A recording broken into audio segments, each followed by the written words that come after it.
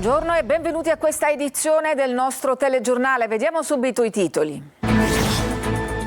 Colpo al clan del villaggio Sant'Agata a Catania, 13 gli arresti, i boss comandavano dal carcere con il telefonino.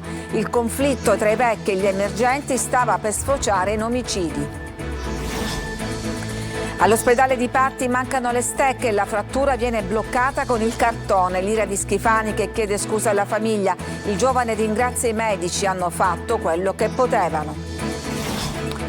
Siamo ancora in piena crisi idrica fra rincari, polemiche e reti colabrodo. Da Agrigento l'arcivescovo chiede soluzioni concrete. Nel pomeriggio 3.000 persone in strada per protesta. Guerra per l'acqua fra comuni. Pozzallo non vuole cedere a Licata il suo pozzo. Il sindaco a Matuna: va bene essere generosi, ma si colpiscono i comuni virtuosi. Al quartiere Zen di Palermo, montagne di rifiuti fin sotto le case, rinforzi e doppi turni alla RAP per fronteggiare l'emergenza. Unica tappa siciliana di Irama, questa sera alla Villa Bellini per il Summerfest di Catania, oltre 6.000 presenze previste, fan in arrivo da tutta l'isola. Calciomercato, il Catania ancora impegnato a definire l'organico, domani fa il suo esordio ufficiale in stagione in Coppa Italia contro la Carrarese.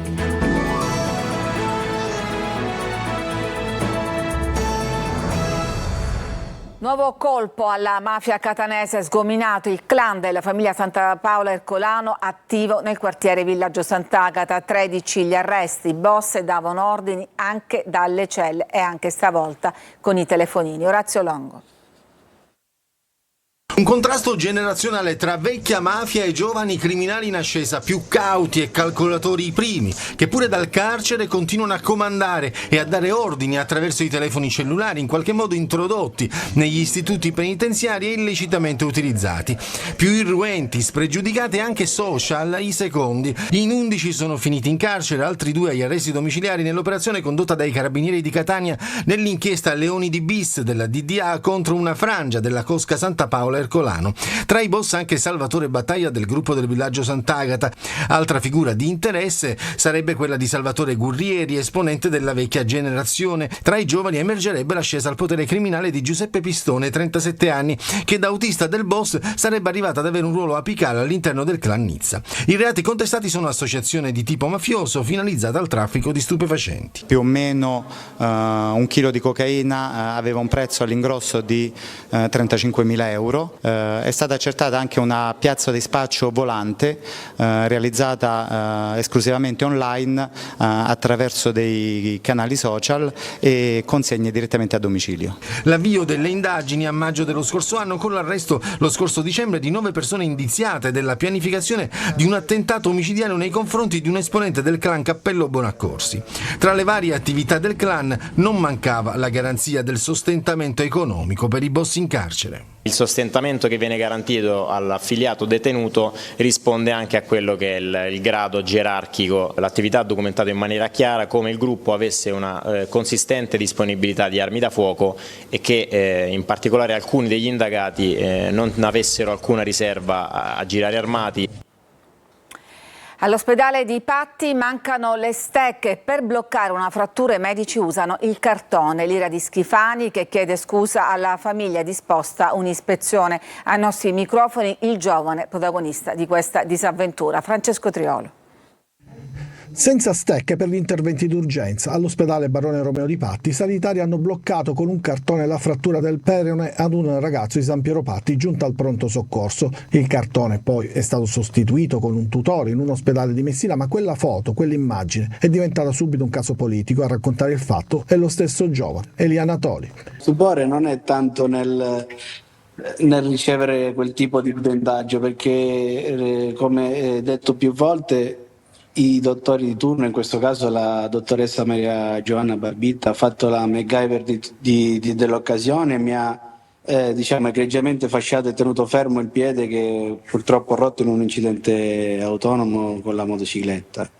Il problema sta proprio quello che quando cercava la dottoressa delle stecche non c'erano né stecche né niente, e con la prima cosa che ha trovato mi ha diciamo mi ha fasciato il piede. Ecco, questo è A denunciarlo invece è stato il padre, il giovane che ha chiamato in causa la regione Sicilia, e oggi il presidente Renato Schifani ha telefonato al giovane.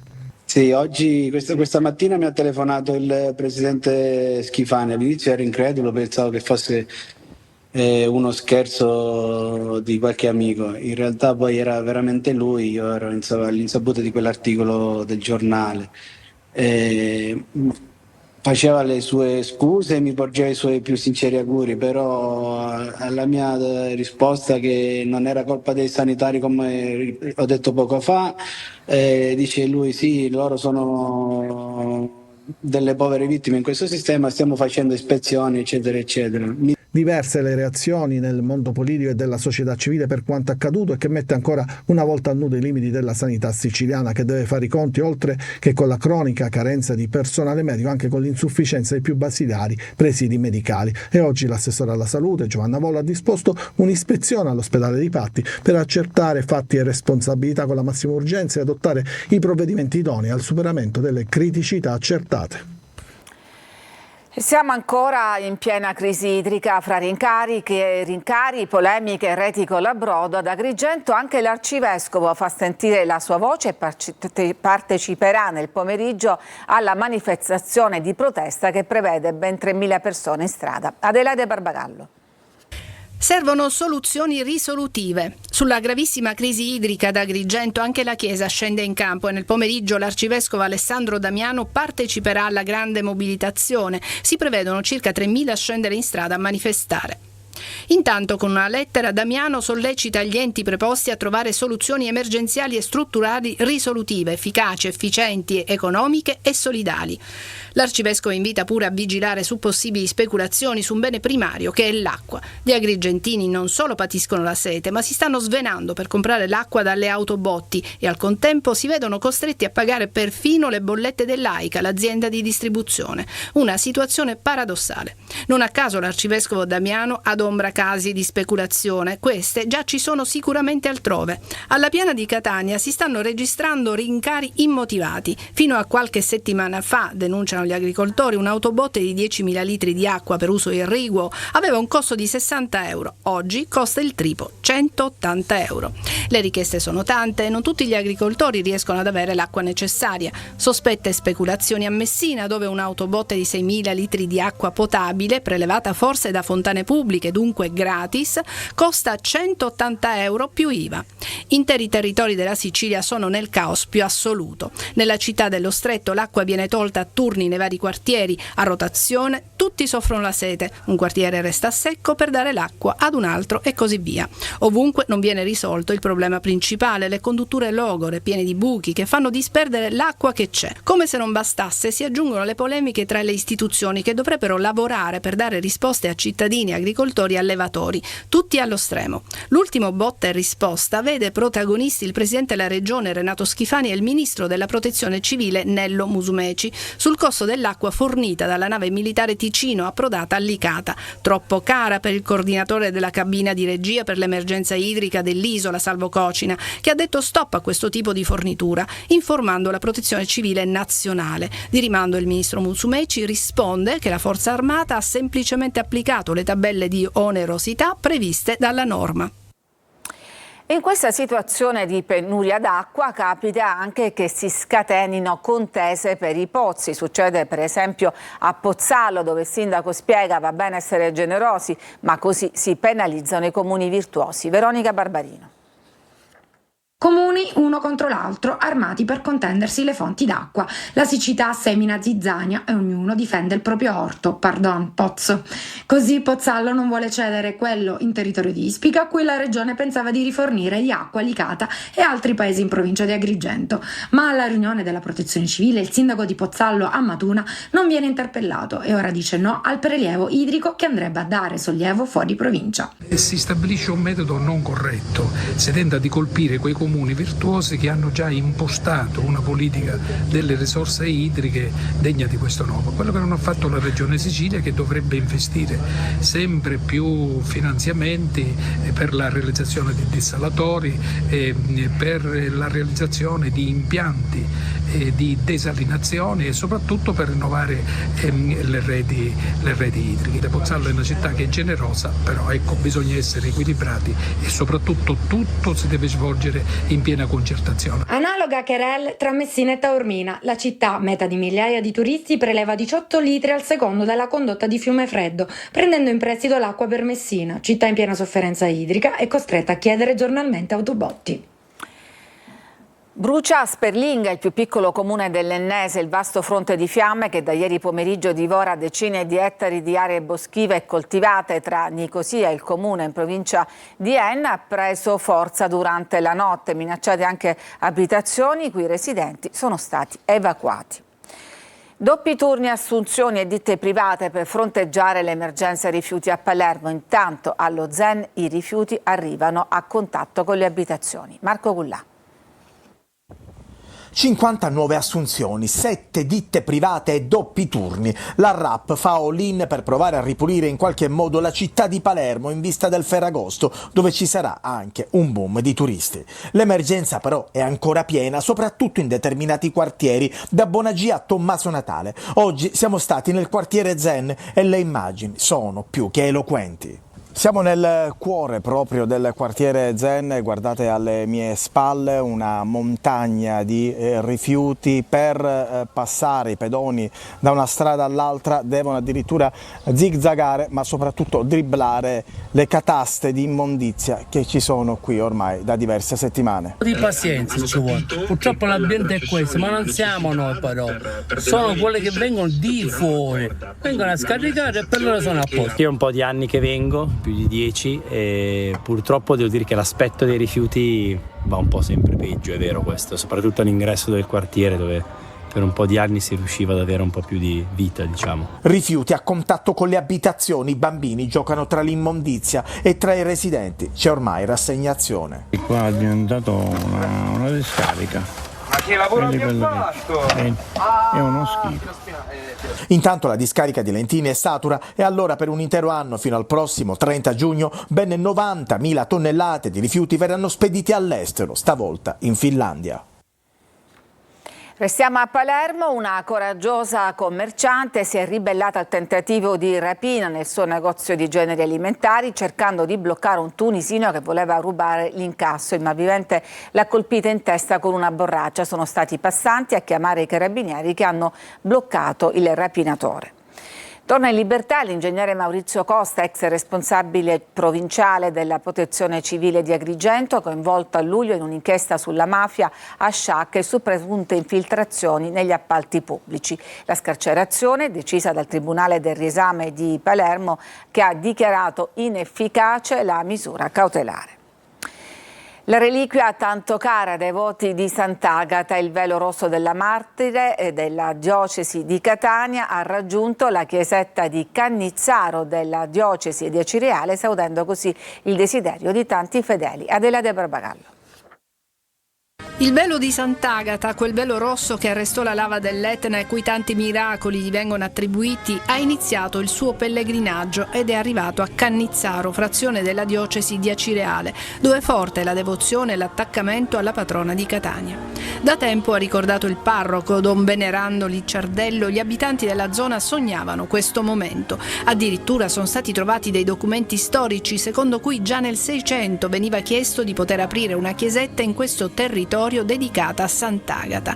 E i sogni sono diventati realtà, ha sottolineato il parroco della cattedrale di Catania Barbaro Scionti, che ha portato il Sacro Velo nella chiesa Immacolata Concezione. I sogni diventano realtà quando si incontra il nostro desiderio e la volontà di Dio. Certamente la volontà di Dio era quella che Sant'Agata venisse a trovare questa comunità limitrofa alla nostra città. Ci siamo venuti con gioia, il nostro arcivescovo ha voluto che questo si potesse realizzare, io sono qui, è festa di comunione, festa di amicizia, festa di gioia di sentirci cristiani, figli di quel Dio che porta pace e ci rende operatori di pace. Chiesa gremita e accoglienza festosa che si è conclusa con una processione per le vie di Cannizzaro. Il 16 agosto, vigilia della festa di Sant'Agata d'estate, il velo sarà esposto in cattedrale a Catania e poi la sera portato in processione. Arrestati a Siracusa 2 scafisti egiziani. Intanto 68 migranti sono sbarcati a Lampedusa dopo che le 3 imbarcazioni sulle quali viaggiavano sono state soccorse da Guardia di Finanza e Capitaneria. Ieri sull'isola c'erano stati 4 sbarchi di 148 persone complessivamente. Al momento all'hotspot di Contrada Imbriacola ci sono 240 migranti, fra i quali 20 minori non accompagnati. Ci fermiamo, adesso c'è una pausa, torniamo dopo con altre notizie.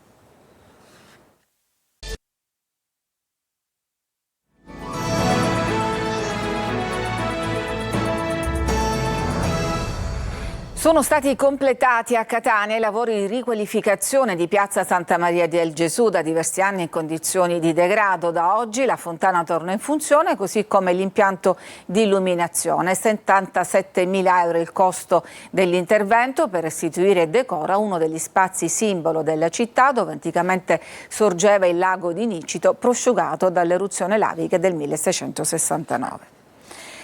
E siamo agli spettacoli, grande attesa a Catania per il concerto di Rama, questa sera alla Villa Bellini per il Summer Fest, oltre 6.000 le presenze previste con fan in arrivo da tutta l'isola. Roberta Lunghi.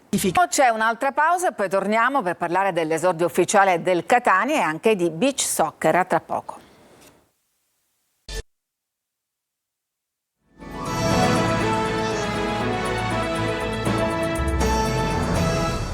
Siamo al calcio, il Catania è ancora impegnato a definire l'organico in quest'ultimo mese di mercato. Domani fa il suo esordio ufficiale in stagione in Coppa Italia contro la Carrarese. Marco Carli. Coppa Italia alle porte, appuntamento di prestigio conquistato grazie all'affermazione nella Coppa DC dello scorso anno. La partita di Chiavari domani alle 18 con la Carrarese rappresenta un piccolo spartiacque per il Catania fra il ritiro precampionato di Assisi e un mese di agosto che vedrà i rossazzurri protagonisti in gare ufficiali fin dalle battute iniziali, a partire, come detto, proprio dalla Coppa Italia VIP con la Carrarese. Tutte le partite della manifestazione dal turno preliminare ai quarti sono in gara unica con rigori senza supplementari in caso di pareggio nei 90 minuti. Nel caso di passaggio del turno il 12 agosto ci sarebbe il Cagliari, comunque gli etnei avranno poi la Coppa Italia di categoria e il 24 agosto l'esordio con il Sorrento in campionato. Il gruppo, con il supporto di alcuni giocatori dell'Under 19, si sta spostando verso Chiavari in Liguria, sede della partita. Lo spartiacque fra luglio e agosto e ovviamente anche sul mercato. Faggiano sta lavorando per completare una rosa che negli intendimenti del club deve essere competitiva. Il reparto più completo è di sicuro il centrocampo, grazie anche ai 2 esterni che Radio Mercato dà per certi, Guglielmotti e Lunetta, il primo esterno di destra dal Lecco l'ultima stagione alla Reggiana, il secondo esterno sinistro sempre dal Lecco nell'ultimo anno anche al Sud Tirol. In mezzo si fa ancora il nome di De Rose e poi c'è l'attacco, Gomez su tutti e Montalto dalla Casertana al posto di Costantino che farebbe il viaggio inverso. Sono i nomi del momento, ma non si abbandonano altre piste, non è più calcio d'agosto, è un mese importante, il Catania proverà a farsi trovare pronto. E parliamo anche di beach soccer. Da oggi scatta la Final 8 che vale lo scudetto. In lizza anche 2 squadre catanesi che in stagione si sono già contese la vittoria in Coppa Italia. Il servizio. Si erano ritrovati un mese fa nella finale di Coppa Italia. Da oggi Catania FC e Catania Beach Soccer saranno di scena nelle Final 8 del campionato. La Coppa Italia è andata al Catania FC alla prima storica affermazione. Nella corsa scudetto le 2 catanesi avranno di fronte altre 6 squadre per contendersi il titolo attualmente detenuto da Viareggio e che verrà assegnato domenica. In lizza le 7 migliori della pool scudetto insieme alla prima classificata della pool promozione. Nelle Marche va in scena l'atto finale dopo una stagione che si è sviluppata su 9 tappe in 8 località. Gli impegni delle etnee. Il Catania FC affronterà il Viareggio, i campioni in carica sono arrivati terzi, il Catania sesto a soli 3 punti di distanza. È la 10ª sfida fra le 2 squadre, 6 successi per i viareggini, 3 per gli etnei. Partita in programma alle ore 15:30. Alle 18:30 invece si sfideranno Catania Beach Soccer e San Benedettese. Etnei e marchigiani dal 2013 si sono incontrati 17 volte. Sono 12 successi del Catania che non perde con la Samb dal 2021. Il club rossazzurro ha concluso al secondo posto, 10 punti in più della Samb arrivata settima. Si fa subito sul serio dunque favorito il Pisa, che ha chiuso davanti a tutti la prima parte del campionato, ma in 10 occasioni la squadra che ha dominato quella che possiamo definire la stagione regolare poi non è riuscita a centrare il bersaglio grosso. È tutto per questa edizione, grazie per averci seguito, vi auguro un buon pomeriggio.